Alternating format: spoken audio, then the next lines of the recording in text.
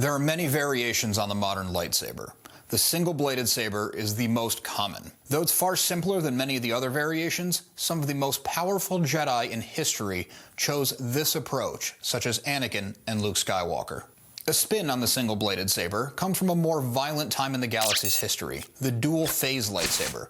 This build has two kyber crystals. A switch on the hilt realigns the crystals and lengthens the blade of the saber. When Anakin built his new weapon, after taking on the mantle of Darth Vader, he added this modification. Training lightsabers are most commonly single-bladed. They are most commonly associated with the training of younglings. Being struck by a training blade would deliver a small shock, but would not cause lasting harm. The Shoto and Guard Shoto saber are a traditional length and a shorter blade, sometimes with differently shaped hilts. The second saber is held in the wielder's offhand, providing extra offense and defense.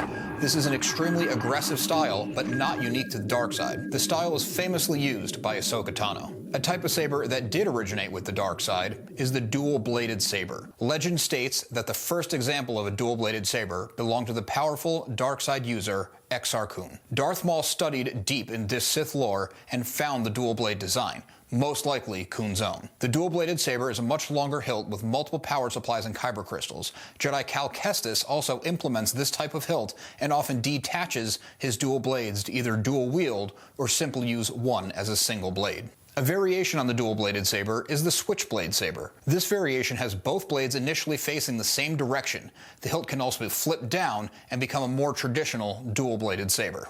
Very similar in style, but not in use, is the saber pike. This weapon can either be dual or single-bladed. The hilts are much longer than even a dual-bladed saber.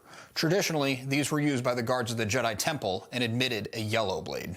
During the High Republic era, many Jedi favored the Crossguard saber. The Crossguard saber has the traditional single blade going forward and two smaller blades exiting the hilt at 90-degree angles. Many of these times, the hilt was designed so the side emitters face toward the blade when it's off and would flip down during ignition. In more recent times, an unstable version of the blade was wielded by Kylo Ren. Yet another variation on the dual-bladed saber is used by the Empire's Inquisitors. The Inquisitor saber is a dual-bladed saber with an extra mechanical circle on the hilt. This add-on would allow the emitters to spin, making the weapon even more dangerous and even allowing the wielder to fly for short amounts of time when held over their head. One of the rarest and most versatile, most dangerous types of lightsaber is the lightsaber whip. At one time, thought to be only the subject of legends, the lightsaber whip was used during the High Republic era. Most Jedi of the day frowned upon this weapon, and it was mostly associated with a group of Force-sensitive witches, the Night Sisters. However, one Jedi, Venestra Rho, did construct one and wielded it in the name of the light. The Darksaber is a one-of-one blade created by Tar Vizsla. Vizsla was the first Mandalorian to join the Jedi ranks.